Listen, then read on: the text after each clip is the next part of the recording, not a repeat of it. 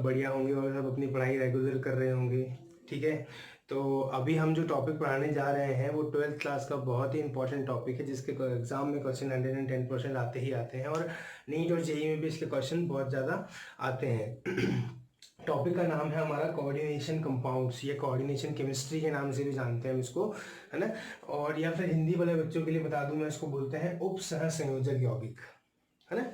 Coordination compound या उप सह संयोजक यौगिक। तो कोऑर्डिनेशन तो से तुमको कुछ याद आ रहा होगा थोड़ा थोड़ा 11th क्लास के, कि हमने एक कोऑर्डिनेट बॉन्ड पढ़ा था, उप सह संयोजक बंध पढ़ा था एक, तो उसी से कुछ रिलेटेड ही है ये, ज़्यादा कुछ अलग नहीं है, उसी से कुछ रिलेटेड ही है। समझाते हैं क्या है कोऑर्डिनेशन केमिस्ट्री, कोऑर्डिनेशन कंपाउंड्स।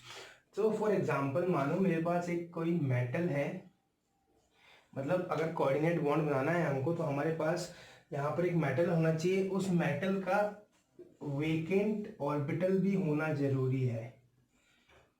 क्या बोल रहा हूँ मैं, वेकेंट ऑर्बिटल भी होना जरूरी है। हिंदी में इसको बोलते हैं हम रिक्त कक्षक, है ना, वेकेंट ऑर्बिटल। अब मैं कोऑर्डिनेशन कंपाउंड्स की बात कर रहा हूं तो मैं यहाँ बोलूंगा खाली वेकेंट डी ऑर्बिटल, है ना। तो बेसिकली हम यहाँ कौन से ब्लॉक की बातें करेंगे, ज़्यादा डी ब्लॉक की। कोऑर्डिनेशन केमिस्ट्री में ज़्यादा बातें या मोस्टली बातें मैं डी ब्लॉक की ही करूँगा, कि है ना, कि इसमें मेटल होगा, मेटल के पास एक वेकेंट डी ऑर्बिटल होगा। दूसरी बात, कोऑर्डिनेट बॉन्ड बनाने के लिए एक तो मेटल कंपल्सरी हमारे पास होना, मतलब मेटल का होना कंपल्सरी, और मेटल के पास वेकेंट डी ऑर्बिटल होना भी कंपल्सरी। दूसरी बात, हमारे पास इसके अलावा एक लिगेंड होना कंपल्सरी है। क्या बोलते हैं हम इसको, लिगेंड। अब लिगेंड को तुमको अगर डिफाइन करना है या तुमको मेटल को डिफाइन करना है, धातु हिंदी में बोलते हैं बेटा इसको, और इसको हिंदी में लिगेंड ही बोलते हैं। ठीक है, तो अगर तुमको लिगेंड को या मेटल को डिफाइन करना तो कैसे डिफाइन करेंगे, तो मेटल का डेफिनेशन तो बिल्कुल इजी है, which have a vacant D orbital is called a metal. Ligand which have a at least one lone pair of electron, which have at least one lone pair of electron, जिसके पास एक lone pair of electron तो होना ही चाहिए, एक से ज़्यादा भी हो सकते हैं, कोई गड़बड़ नहीं है। एक से ज़्यादा भी हो जाए तो कोई गम नहीं है, कोई दिक्कत नहीं है। तो at least one lone pair of electron तो होना ही चाहिए, जिसको कि क्या करेगा, ये मेटल के वेकेंट डी ऑर्बिटल में ट्रांसफर करेगा, और इस ट्रांसफर से यहाँ एक बॉन्ड बनेगा, जिसको हम इस एरो से दिखाएंगे। This bond is called a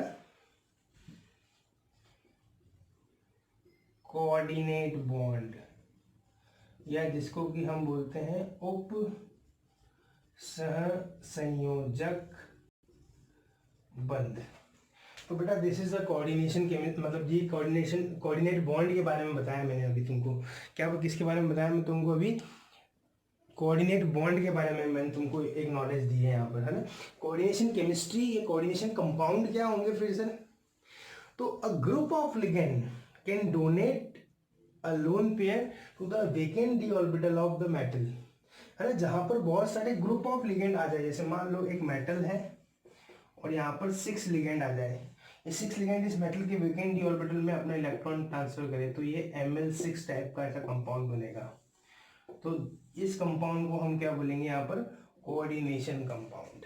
ठीक है, तो कोऑर्डिनेट बॉन्ड क्या होता है, कोऑर्डिनेशन कंपाउंड कैसे बनते हैं, ये पूरा इस चैप्टर में हमको ये पढ़ना है। धीरे धीरे धीरे जैसे जैसे प्रैक्टिस करते जाएंगे समझ में आता जाएगा, बट अभी फिलहाल एक बेसिक फंडामेंटल चीज बताइए कि what is the coordinate bond, what is the coordination compound, उप सह संयोजक बंध क्या होते हैं और उप सह संयोजक यौगिक क्या होते हैं। ठीक है, अब जब तुम बुक उठा के देखोगे तो बुक में तुमको कोऑर्डिनेशन केमिस्ट्री में शुरुआत में एक टॉपिक लिखा हुआ मिलेगा, जिसका की नाम है एडिशन कंपाउंड, है ना। Coordination compound, coordination chemistry NCERT कोई सी बुक उठा के लिखोगे तो ऊपर एक नाम लिखा होगा एडिशन कंपाउंड। तो इसको हम थोड़ा डिस्क्राइब करते हैं, what is the addition compound, समझना मेरे साथ। एडिशन कंपाउंड वैसे तुमको नाम से पता पड़ रहा होगा, जहाँ पर बहुत सारे कंपाउंड आके जुड़ के एक कंपाउंड का फॉर्मेशन करेंगे, एडिशन से कुछ कंपाउंड बनेगा, वो एडिशन कंपाउंड कहलाएगा। वही बात मैं बोलूँगा कि जब दो और दो से अधिक स्टेबल कंपाउंड, जब दो या दो से अधिक, टू और more than two stable compound को हम एक फिक्स रेशो में लेते हैं, mark my word, fix ratio में लेना है, कैसे भी लेना है, फिक्स रेशो में जब उसको हम क्रिस्टलाइज करते हैं तो एक नए यौगिक का, एक नए कंपाउंड का फॉर्मेशन होता है। इसी को हम बोलते हैं एडिशन कंपाउंड। एक नाम तुमने सुना होगा, पोटाश एलम का, सब फॉर्मूला भी जानते होंगे इसका। नहीं जानते तो बेटा जो बच्चे अब 12th में आए हैं पहली बार, वो ध्यान रखे फॉर्मूला, ये बहुत बार एग्जाम में पूछते हैं, चाहे आरबीएसई बोर्ड का एग्जाम हो चाहे सीबीएसई बोर्ड का एग्जाम हो। ठीक है, तो इसका फॉर्मूला होता है K2SO4 डॉट Al2SO4 का होल थ्राइस डॉट 24H2O। तो बेटा ये कैसे बना होगा, है ना, this is the addition compound. ये तो पूरा बना जो एडिशन कंपाउंड, ये किस किस से मिलकर बना होगा, जब हमने K2SO4 लिया होगा, जब हमने Al2SO4 का होल थ्राइस लिया होगा, और जब हमने 24H2O लिया होगा, तब इस कंपाउंड का फॉर्मेशन हुआ होगा, जिसको कि हम क्या बोल रहे हैं यहाँ पर, पोटाश एलम। ये कॉमन लैंग्वेज में हम इसको फिटकरी भी बोलते हैं। क्या बोलते हैं कॉमन लैंग्वेज में हम इसको, फिटकरी भी बोलते हैं। ये तो पोटाश एलम की बात होगी। एक और नाम तुमने नहीं सुना है, ये सुना है तो देखो एक बार और,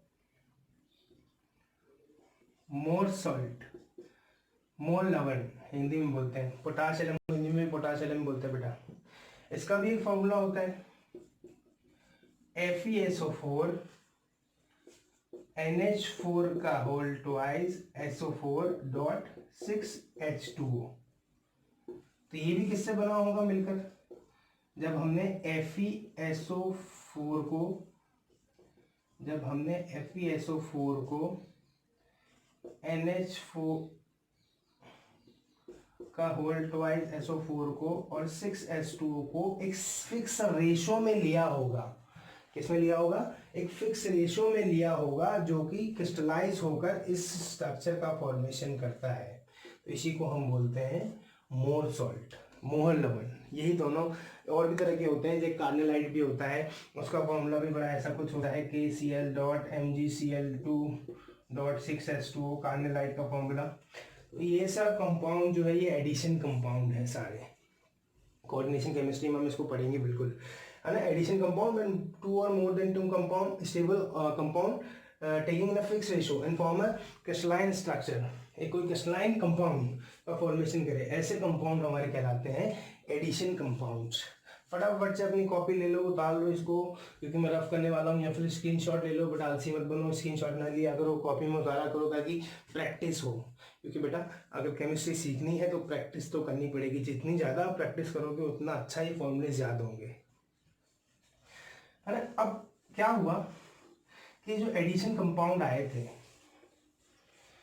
इन एडिशन कंपाउंड को भी फर्दर 2 पार्ट्स में डिवाइड किया गया। इन एडिशन कंपाउंड को भी क्या किया, फर्दर 2 पार्ट्स में इनका डिवाइडेशन किया गया। फर्स्ट पार्ट जो इसका टाइप्स था उसको हम बोलते हैं डबल सॉल्ट, या हिंदी में इसको बोलते हैं हम द्विक लवण।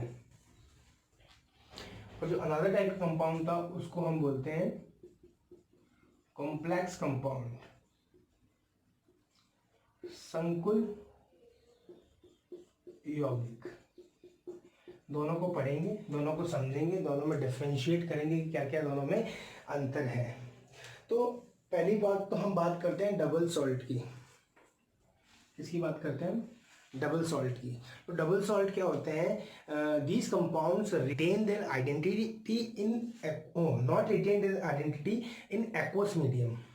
मतलब ये जो कंपाउंड रहते हैं ये अगर इनको पानी में घोल दूँ तो अपनी आइडेंटिटी को रिटेन नहीं रखते हैं, मतलब पानी में डिजॉल्व होने पर आयनों में टूट जाएंगे। जैसे ही मैं इनको पानी में डिजॉल्व करूँगा, जैसे ही मैं इनको पानी में डिजॉल्व करूँगा तो ये क्या होगा, आयनों में टूट जाएंगे। ठीक है, ऐसे कंपाउंड हमारे, इनको एक और नाम दिया गया है, इनको हम लैटिस कंपाउंड भी बोलते हैं। क्या बोलते हैं, इनको हम लेटिस कंपाउंड भी बोलते हैं। और मैं क्या बोल रहा हूँ, मैं शॉर्ट में लिख देता हूँ, not retain their identity in aqueous medium, मतलब एक्वस मीडियम में अपनी आइडेंटिटी नहीं रखते हैं, मतलब पानी में घोलने पर, हिंदी वाले बच्चों के लिए, पानी में घोलने पर, पानी में डिजोल्व करने पर आयंस में टूट जाएंगे। फॉर एग्जांपल अभी हमने एक मोर सॉल्ट पढ़ा है FeSO4.NH4 का होल ट्वाइस SO4.6H2O।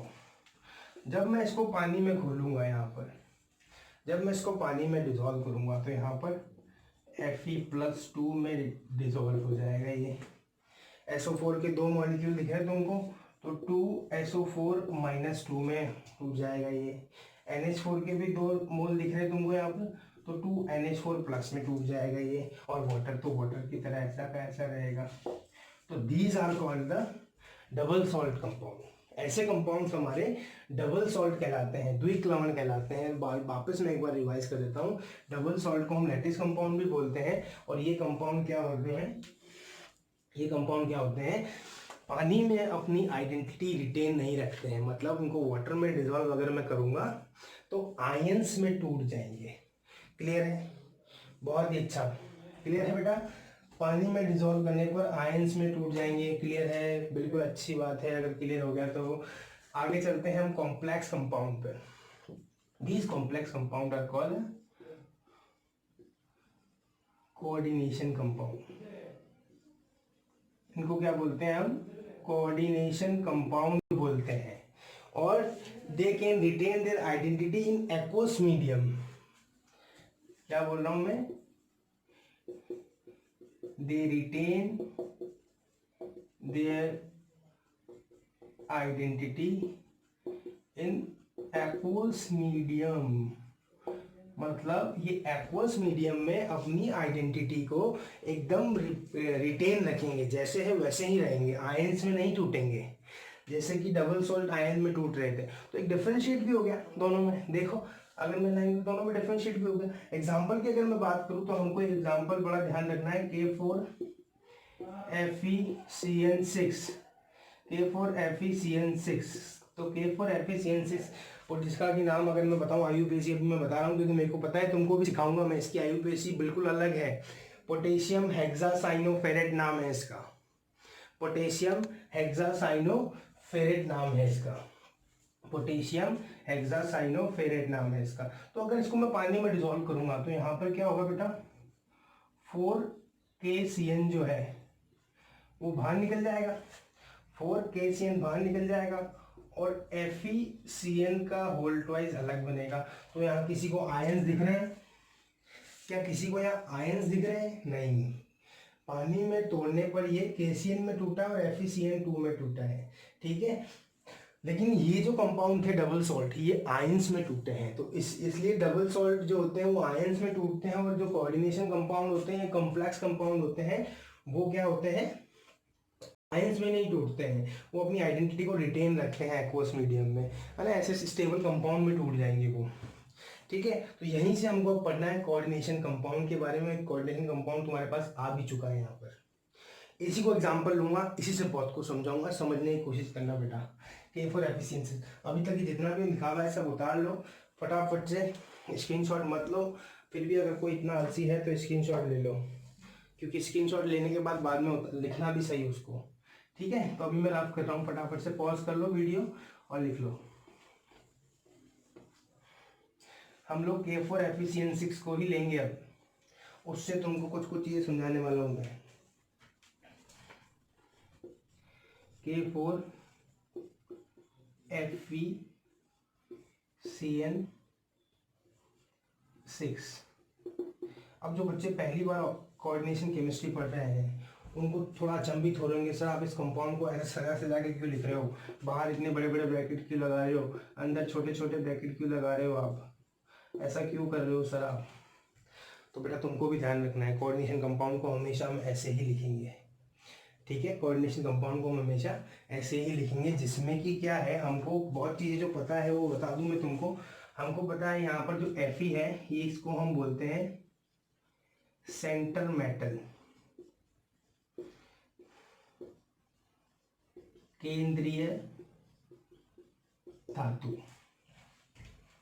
ये हमको पता है इसको क्या बोलते हैं, लिगेंड, है ना। हिंदी में भी इसको क्या बोलेंगे, लिगेंड ही बोलेंगे। अभी बताया मैंने, a group of ligand can donate their electron in the vacant shell of center metal and the compound is form a coordination compound.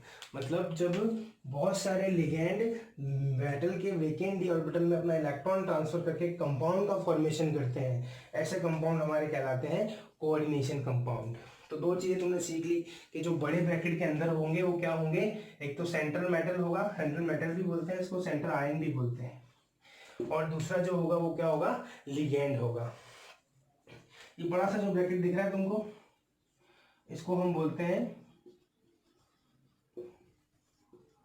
Coordination sphere. क्या बोलते हैं इसको, कोऑर्डिनेशन स्फीयर, है ना। इसको हम क्या बोलते हैं, कोऑर्डिनेशन स्फीयर बोलते हैं उसको, या फिर हिंदी में इसको क्या बोलते हैं, समन्वय मंडल। मैं हिंदी भी बता रहा हूँ क्योंकि बहुत सारे बच्चे मेरे हिंदी मीडियम के भी हैं, उनको भी पढ़ाना बहुत जरूरी है। कोऑर्डिनेशन स्फीयर या समन्वय मंडल, केंद्रीय धातु या लिगेंड, ठीक है। साथ ही साथ ये जो एक्स्ट्रा यहाँ पर एक कंपाउंड, एक और हमारे पास एक मेटल छूट गया है, इसको भी हम बोलते हैं काउंटर आयन। क्या बोलते हैं इसको हम, काउंटर आयन। तो ये कोऑर्डिनेशन केमिस्ट्री को पढ़ने से पहले हमको ये पता होना चाहिए कि ब्रैकेट के अंदर वाली चीज को क्या बोलते हैं, ब्रैकेट के बाहर वाली चीज को क्या बोलते हैं। इसकी डेफिनेशन मैंने तुमको बता दी, इसकी डेफिनेशन मैंने तुमको बता दी।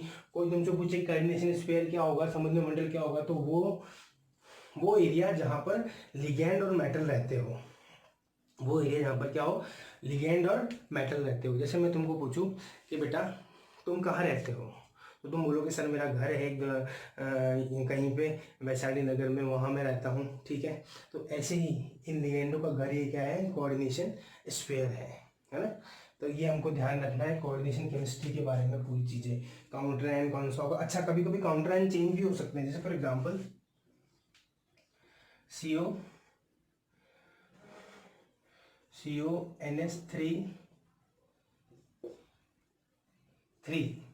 और Cl3, तुमको कभी ऐसा कंपाउंड देखने को मिल जाए, CONH3 Cl3, तो हमको पता है ये तो सेंटर मेटल है, ये लिगेंड है, और अब ये बाहर वाला भी क्या हो गया, काउंटर आयन ही हुआ ये भी। जैसे इधर ये बस ये कैटायन था इधर, उधर ये क्या है, एनायन है। ये जो है हमको पता है कैटायन है, और इधर में आगे क्या हो गया, एनायन हो गया। धीरे धीरे सब चीज़ समझ में आएगी, बस अभी जो समझा रहा हूँ उस पर ध्यान देते जाओ, सब चीज़ समझा दूंगा जब आगे भी समझाऊंगा। तो दो तरह के कंपाउंड देखने को मिलेंगे तुमको ज़्यादातर, और भी होंगे लेकिन ज़्यादातर तुमको ऐसे ही कंपाउंड देखने को मिलेंगे। तो मैं इसको रफ कर रहा हूँ अभी फटाफट से। बोर्ड अपना थोड़ा छोटा है लेकिन इरादे बड़े हैं।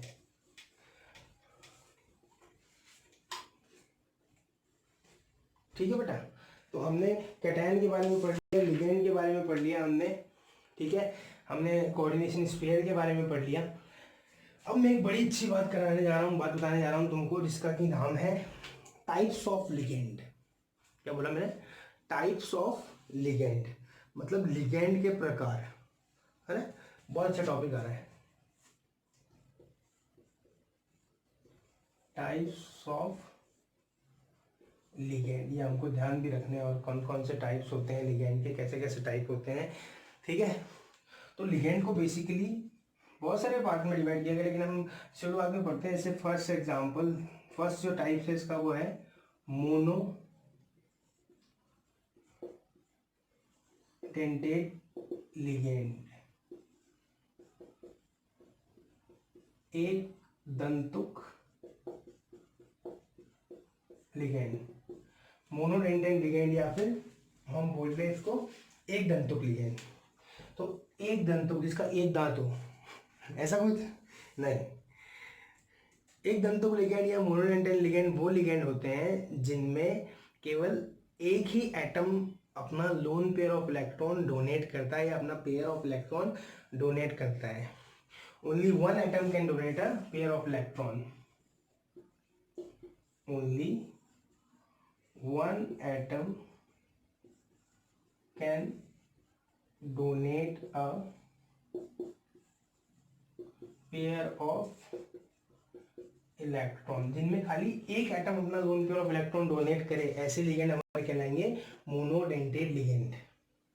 मोनोडेंटेड लिगेंड, ये एक तंतुक लिगेंड हमारे क्या कहलाएंगे, जिसमें क्या हो, केवल एक एटम अपना lone pair of electron donate करेगा, एक एटम जो है अपना पेयर ऑफ इलेक्ट्रॉन डोनेट करेगा। एग्जांपल्स बड़े इंपॉर्टेंट ध्यान रखने हैं हमको। अब यहाँ से तुम्हारा काम चालू हो रहा है। अगर यहाँ पर ये जो लिखा हुआ है H2O, जिसको कि हम बोलते हैं वाटर नॉर्मल भाषा में, केमिस्ट्री में, इसको बस यहाँ पे ध्यान रखना है हमको। क्या बोलेंगे हम इसको, एक्वा।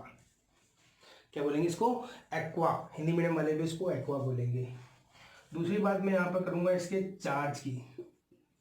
इस पर जो चार्ज होगा वो होगा 0। अगर हमारे पास NH3 दिया हुआ है तो इसको हम नॉर्मल में क्या बोलते हैं, NH3 को अमोनिया, लेकिन यहाँ इसको अमोनिया नहीं बोलेंगे, यहाँ इसको बोलेंगे एमीन। इस पर भी चार्ज होगा 0। PH3 फॉस्फीन, चार्ज होगा इस पे बिल्कुल 0। और देखो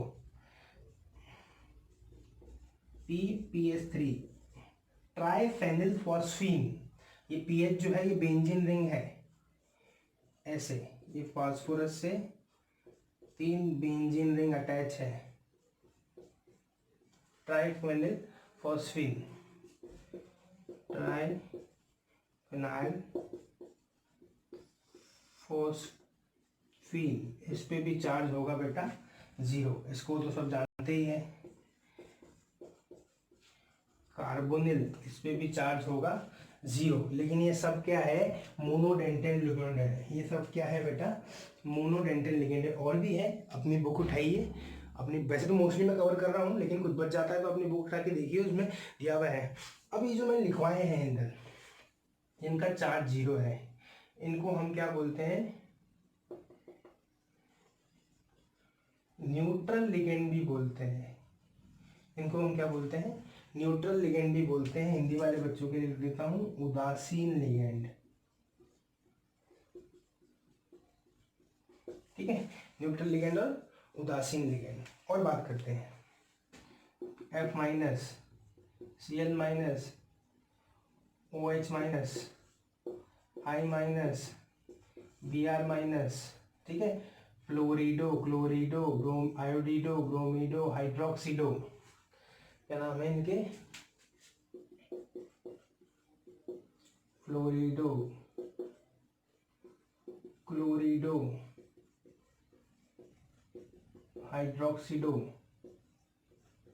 आयोडीडो, ब्रोमीडो। इन पे सब पे चार्ज जो होगा -1। इन सब पे चार्ज कितना होगा बेटा,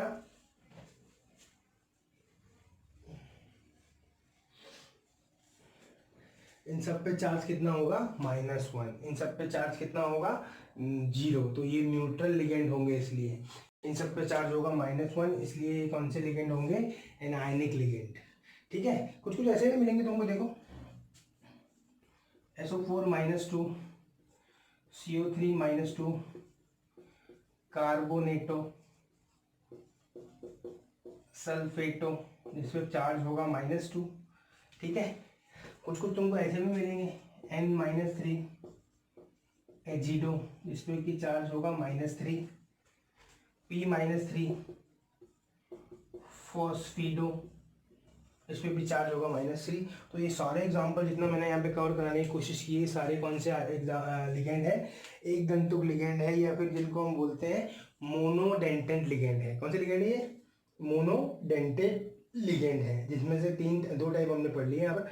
इसमें न्यूट्रल लिगेंड भी आ रहे हैं, और न्यूट्रल लिगेंड भी आ रहे हैं, और एनायनिक लिगेंड भी आ रहे हैं। तो सब एग्जाम्पल हमको बड़े अच्छे से ध्यान रखने हैं। और मोनोडेंटेड लिगेंड होते क्या है, जिसमें केवल एक डोनर एटम, मतलब केवल एक ही जना अपना इलेक्ट्रॉनों का डोनेशन करें, डोनेट करें।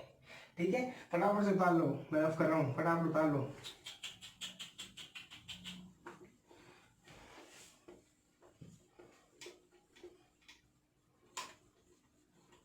नेक्स्ट बात करते हैं हम, मोनो की जगह कर दो बस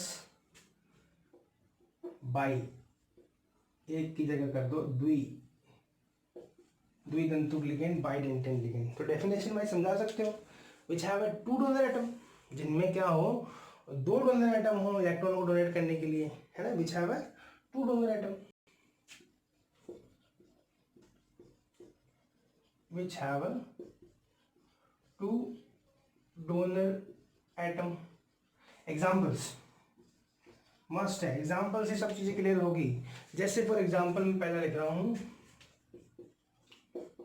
इथाइलिन डाई अमीन,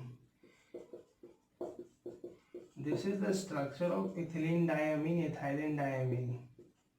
देखो यहाँ पर दो डोनर एटम, अगर मेटल लाऊं तो ये भी अपना इलेक्ट्रॉन डोनेट करेगा और ये भी अपना इलेक्ट्रॉन डोनेट करेगा। शॉर्ट फॉर्म इसकी बहुत बार याद रखनी, बहुत बार आती है एग्जाम में शॉर्ट फॉर्म ध्यान रखने की, शॉर्ट में EN से लिखते हैं, तो ध्यान रखना EN मतलब इथिलीन डाइअमीन, हिंदी वाले बच्चों के लिए, इथाइलिन डाइअमीन इंग्लिश वाले बच्चों के लिए। ठीक है, दो डोनर एटम है, which have a two donor atom, two donor atom, दो नाइट्रोजन इलेक्ट्रॉन डोनेट कर रहे हैं किसको, मेटल को। तो यहाँ पर ये वाला कौन सा लिगेंड हो गया हमारा, बाइडेंटेन लिगेंड। एक और देखते हैं,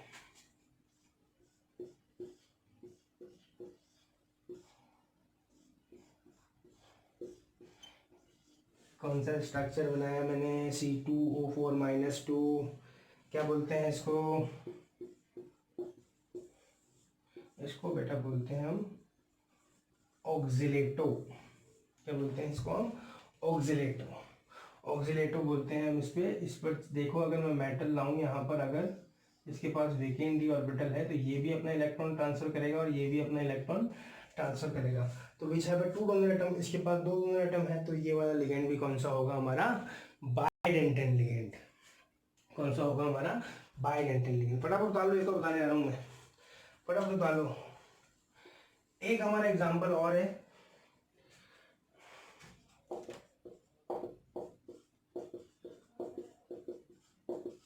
अगर तुमको ऐसा का एग्जाम्पल मिल जाए तो इसको हम बोलते हैं बेटा ग्लाइसिनेटो। अच्छा, इसको शॉर्ट में क्या बोलेंगे, ध्यान रखना, इसको शॉर्ट में बोलेंगे OX से लिखेंगे बहुत बार, इसको शॉर्ट में लिखेंगे GLY डॉट से, है ना, GLY डॉट से और OH डॉट से।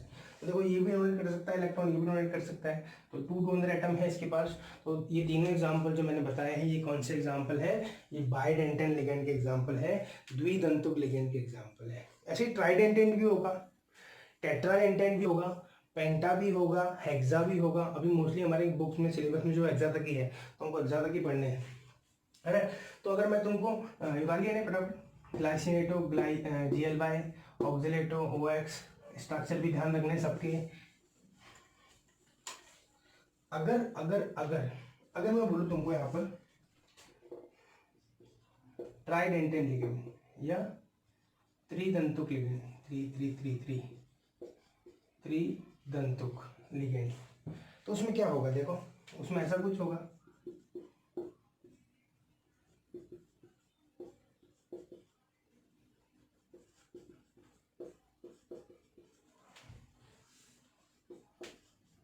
मतलब तुमको तीन डोनर एटम दिखेंगे, है ना। अगर तुमको ऐसे चार वाला चाहिए तो जिसमें चार डोनर एटम दिखेंगे वो चतुर्दंतुक लिगेंड, है ना। लेकिन अब मैं मेन टॉपिक पे आ रहा हूँ जो कि एग्जाम में बहुत बार पूछते हैं, पंचदंतुक और षडदंतुक लिगेंड। क्या बोल रहा हूँ मैं, पेंटाडेंटेन लिगेंड और हेक्साडेंटेन लिगेंड, दोनों को साथ में समझाऊंगा मैं यहाँ पर। मैं यहाँ पे साथ में टॉपिक डाल रहा हूँ दोनों का, पेंटा एंड हेक्साडेंटेन लिगेंड।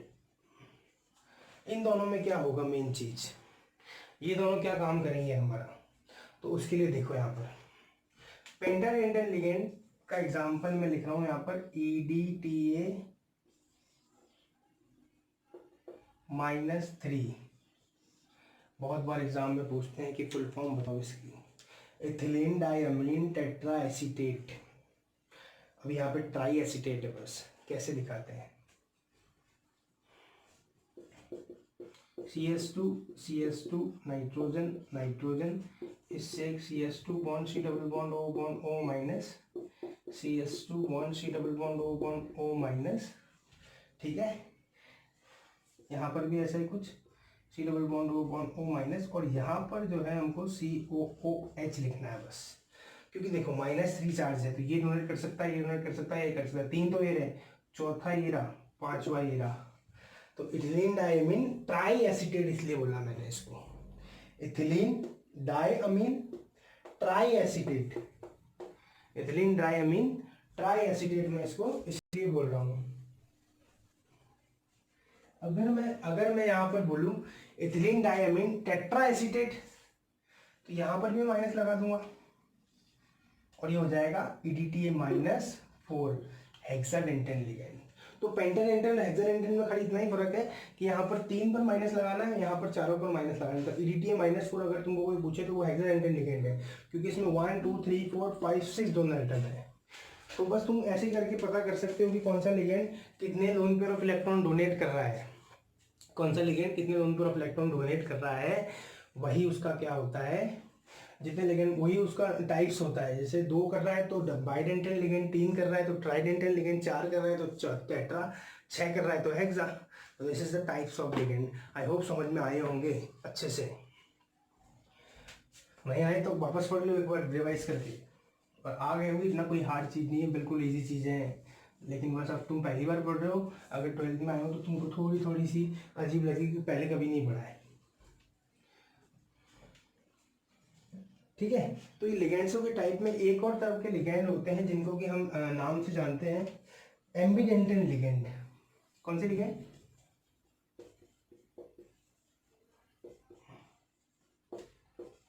एम्बिडेंटेन लिगेंड बड़े स्पेशल टाइप के लिगेंड होते हैं। एम्बिडेंटेन लिगेंड क्या होते हैं कि which have a 2 donor atom, ऐसा कोई लिगेंड हो जिसके पास क्या हो 2 डोनर एटम हो, लेकिन एक टाइम पे केवल एक ही अपना लोन पेयर मेटल को ट्रांसफर करें, एक टाइम पर केवल एक ही डोनर एटम क्या करें, मेटल को ट्रांसफर करें।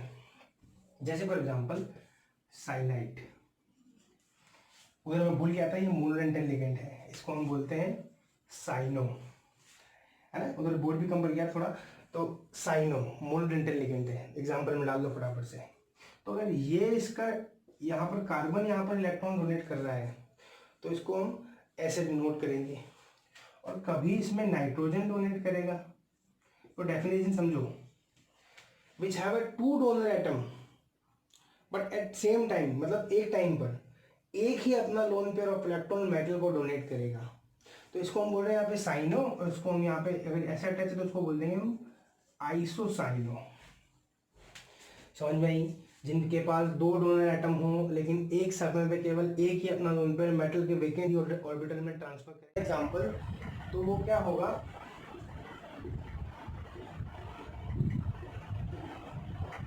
नाइट्रीटो।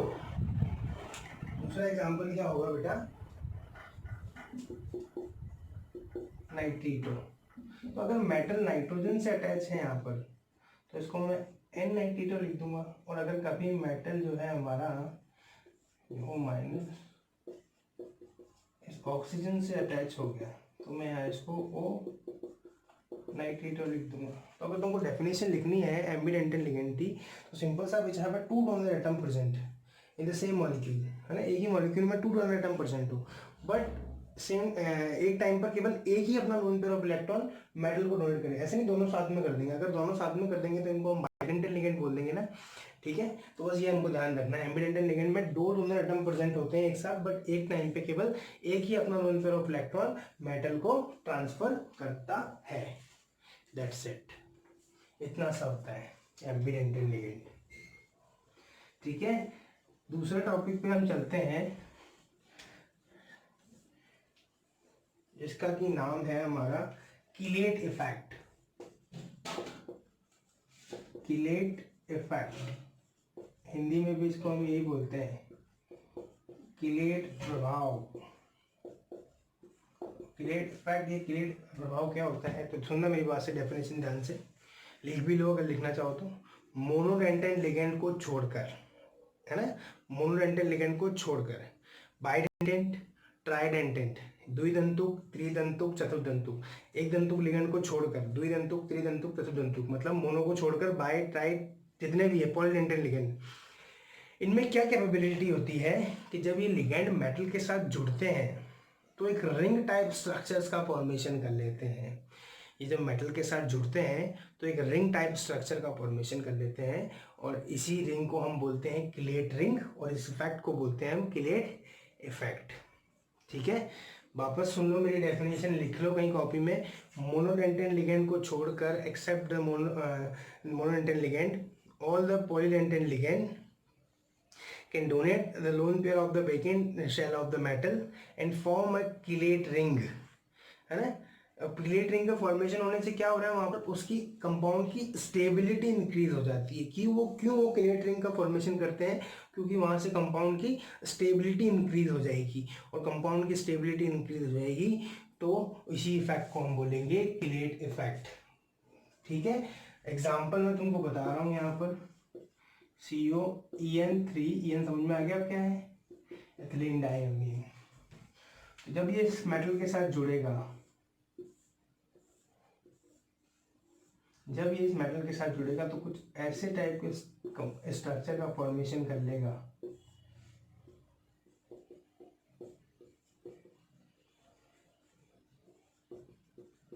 देखो अभी तुम्हारे यहाँ से बहुत सारी चीजें भी क्लियर हो जाएगी ऑटोमेटिकली। देखो यहाँ पर इसने लोन पर डोनेट किया, यहाँ पर इसने लोन पर डोनेट किया, क्योंकि बाइडेंटेन लिगेंड नहीं। देखो ऐसे कुछ यहाँ पर भी होगा।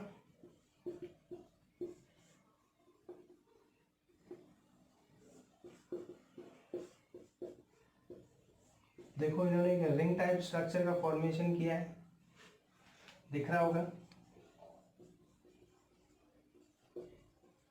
देखो एक रिंग टाइप स्ट्रक्चर लग रहा है ना पूरा। तो इसी रिंग टाइप स्ट्रक्चर के फॉर्मेशन के कारण क्या होता है, इन कंपाउंड की स्टेबिलिटी इंक्रीज हो जाती है, और इसी इफेक्ट को हम बोलते हैं किलेट इफेक्ट। ध्यान रखना है सबको, है ना। Polydentate ligand joint ligand and form a chelate ring and the effect is called a chelate effect, very simple। तो अभी तक हमने कोऑर्डिनेशन केमिस्ट्री में जितना भी पढ़ा है ये सब कोऑर्डिनेशन केमिस्ट्री का बेसिक्स है। ये chelate इफेक्ट जो है ये बहुत बार एग्जाम में पूछते हैं, ध्यान रखिए इसका, पढ़िए इसको पूरे को। आगे जो है थोड़ा और कुछ हम बहुत कुछ पढ़ने वाले हैं सब, जैसे ऑक्सीडेशन नंबर, कोऑर्डिनेशन नंबर आगे वाले लेक्चर्स में। बट अभी जो बेसिक लेक्चर है वो पूरा ये लेक्चर है, इसको आराम से पढ़िए पहले फर्स्ट लेक्चर, फिर फर्दर आगे लेक्चर्स आने वाले हैं इसके भी। और thank you so much. Channel को लाइक और सब्सक्राइब और शेयर कीजिए प्लीज़। Thank you.